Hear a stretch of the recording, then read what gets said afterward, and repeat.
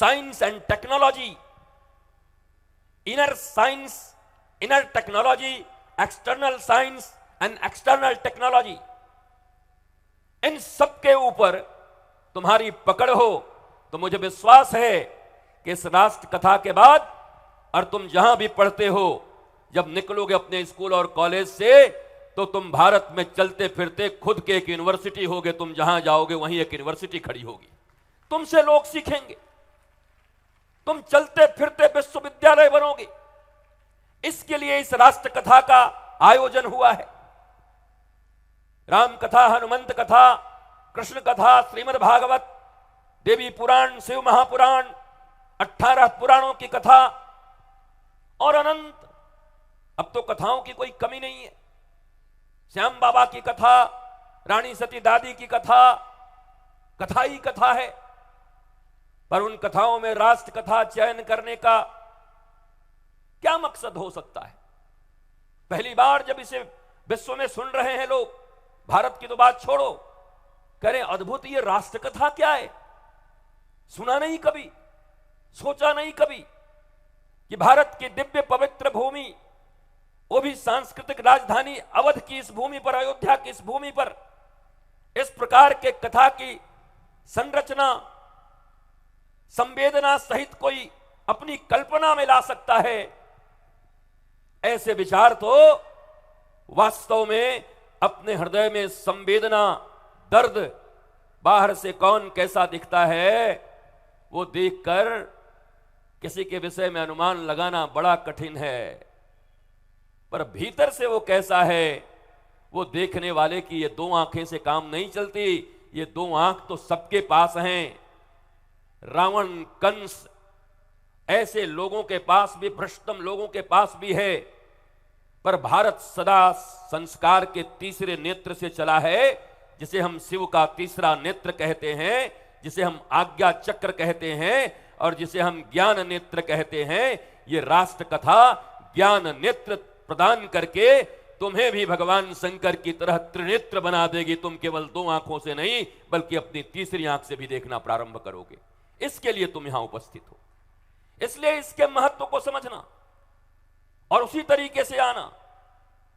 एकदम 2 घंटे 3 घंटे के लिए जितासना, जितसंग, जितश्वास, जितेंद्रिय, आसन जीतो पहले बैठने का। बैठे तो 25 बार घुटना ही बदल दिया इधर से उधर, ये घुटना बदल रहे हैं, ये बदल रहे हैं, वो बदल रहे हैं, तुम क्या सुनोगे? जितासना, आसन जीतो, जितेंद्रिय, इन इंद्रियों पर विजय प्राप्त करो। ये जिह्वा, ये नासिका, ये आंखें, ये कर्ण, ये त्वचा, शब्द, स्पर्श, रूप, रस, गंध, ये पांचों तुम्हें विचलित करेंगी, परंतु तुम्हें 3 घंटे के लिए इन्हें जीतना होगा। और जीतने की कला भी मैं बताऊंगा, कैसे जीतोगे। ये इतना सहज नहीं है। जिस हार्वर्ड और कैम्ब्रिज की बात करते हो उसी में शोध है कि केवल और केवल 5% कर्म हम अपने इस मन से करते हैं जिसको तुम मन जानते हो। बाकी 95% सब कॉन्शियस माइंड बोलते हैं, तुम करते नहीं, कराया जाता है तुमसे। तुम हैबिचुअल हो, तुम्हारे बस में कुछ नहीं है। इसलिए संकल्प तो रोज करते हैं, कल से शराब नहीं पिएंगे, कल से हम बदमाशी नहीं करेंगे, कल से मम्मी पापा को दुखी नहीं करेंगे। अरे तुम्हारी हैसियत है कि तुम कर पाओगे? संकल्पों से काम बनते हैं, प्रॉमिस से काम बनते हैं। इसलिए यह राष्ट्र कथा विज्ञान की है, यह राष्ट्र कथा ज्ञान की है, यह राष्ट्र कथा आंतरिक ध्यान की है, यह राष्ट्र कथा सच्चे योग की है। और अभी जिस मॉडर्न साइंस एंड टेक्नोलॉजी को तुमने छुआ भी नहीं होगा, शायद सुना भी नहीं होगा, उस मॉडर्न साइंस एंड टेक्नोलॉजी का पुट इस कथा में होगा। जो मॉडर्न रिसर्चेज हैं जिनके बारे में तुमको कुछ खबर नहीं, तुम्हारे मन के बारे में तुमको कुछ खबर नहीं, तुम्हारे चिंतन के बारे में तुमको कुछ खबर नहीं, हम उन सब विषयों पर बात करेंगे। हम न्यूरो साइंस पर बात करेंगे, हम न्यूरो पाथवे पे बात करेंगे कि किस कारण से तुमसे गलतियां हो रही हैं। तुम रोज रोते हो, ग्लानि में होते हो, मुझे ये नहीं करना, मुझे ये नहीं करना, पर तुम्हारे बस में हो तब ना। तुम कैसे नहीं करोगे? 95% सबकॉन्शियस, जिसको 9 मन बोलते हैं, वो 9 मन तो तुम्हारे भीतर से तुमसे सब करवा रहा है। और ये हार्वर्ड और कैम्ब्रिज कहता है, इसलिए तुमको मानना पड़ेगा। शायद वेद कहे तो तुम गाली भी दे दो कि इनका काम क्या है, वेद वालों का तो यही बोलते रहते हैं। पर जिनको तुम शिक्षा का बड़ा दादा समझते हो, वो कह रहे हैं कि 95% हम इस मन से काम नहीं करते, तो उस 95% मन के ऊपर तुम्हारा नियंत्रण कैसे हो, ये राष्ट्र कथा तुम्हें ये बताएगी कि राम जी और कृष्ण जी ये किए और हनुमान जी ये किए। ये तो रोज ही सुन रहे हो। अयोध्या से ज्यादा कथा कहीं होता है क्या? गली गली में कथा हो रहे हैं, रोज सैकड़ों कथा हो रहे हैं। कथा ही कथा है, अलग अलग विषयों पर।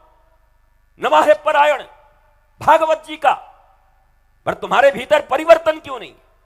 कथा बढ़े, कथाकार बढ़े, पर भारत में संस्कृति क्यों नहीं बढ़ती? संस्कार क्यों नहीं बढ़ते? क्यों लोभी होते हो?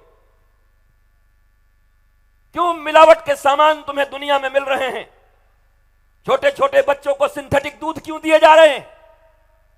अपने लिए ऑर्गेनिक खेती से अपने बच्चों को खिलाने के लिए 1 एकड़ में पैदा कर रहे हो और 40 एकड़ में पैदा करते हो, कहते हो इसको हम एक्सपोर्ट करेंगे। जहर किसको खिलाना चाहते हो? तुम्हारे बच्चे ऑर्गेनिक खाएंगे और बाकी तुम पैदा करोगे जहर। विश्व के किन बच्चों को तुम मारना चाहते हो? पूतना तुम नहीं हो तो और कौन है? पूतना बाल घातनी थी, बच्चों की हत्या करती थी। और तुम भी अगर ये एक्सपोर्ट करते हो ऐसे रासायनिक जहरीले खादों से, और उसे कहते हो इसको खाइएगा मत, ये तो बस भेजने के लिए है। अरे किसको मारना चाहते हो? तुम्हारी मानवता कहां गई? तुम मनुष्य हो या जीवित ही असुर हो चुके हो? किसके लिए करते हो ये? भारतवर्ष में जब ऐसे पौध निकलेंगे और सत्ता के केंद्र में भी ऐसे लोग बैठेंगे, तब समझना कि मिलावटखोरी को जिस दिन फांसी की सजा, मृत्यु दंड दिया जाएगा, उस दिन भारत पुनः विश्व गुरु का पद पाएगा। जहां मिलावटखोरों का पूरा जमाना है, उस जमाने को तुम भारत कहोगे, विश्व गुरु कहोगे। बहुत सारे विषयों को हम स्पर्श करेंगे। आइए इस 5 दिन के महामहोत्सव कथा, वैसे महामहोत्सव तो 1 से लेकर 8 तक चलेगी। तुम्हारे इस नंदनी नगर में बांके बिहारी की चरण पादुका और बांके बिहारी जी का बंसी आया है। जैसे तुम अयोध्या वासियों के लिए तुम्हारे अवध के राम हैं, तो इतना तो जानते ही होगे कि मथुरा और वृंदावन वासियों के लिए उनके बांके बिहारी हैं। आज तक मंदिर से बाहर उनके चरण पादुका नहीं निकले। यह विश्व का पहला स्थान है जहां बांके बिहारी की चरण पादुका आई है। 8 दिन तक यहीं रहेगी। यहां अवध, मथुरा और वृंदावन के दर्शन, उनकी बंसी, ये कैसा अलौकिक संगम है। सैकड़ों वर्ष के बाद ये क्या किसी मनुष्य के द्वारा संभव था? ये संभव अवध के राम और मथुरा के केशव देव, हमारे बांके बिहारी और हनुमानगढ़ी में बैठे, हाथ वज्र अरु ध्वजा विराजे, हनुमान जी के कृपा से संभव हुआ है कि राम और कृष्ण दोनों एक ही जगह पर उपस्थित हैं। और वह नंदिनी नगर का ये प्रांगण और ये पांडाल है। तुम भाग्यशाली लोग। ये घटना कोई साधारण घटना नहीं। मैं स्वयं सोचता हूं संत होकर के, then how is it possible? ये संभव कैसे हुआ? मंदिर से बाहर नहीं जाने देते, पर क्या भावना, पता नहीं क्या हुआ। हमने तो बस एक बार कहा था, क्या ऐसा कोई संयोग बनेगा क्या? बिहारी जी जाएंगे क्या?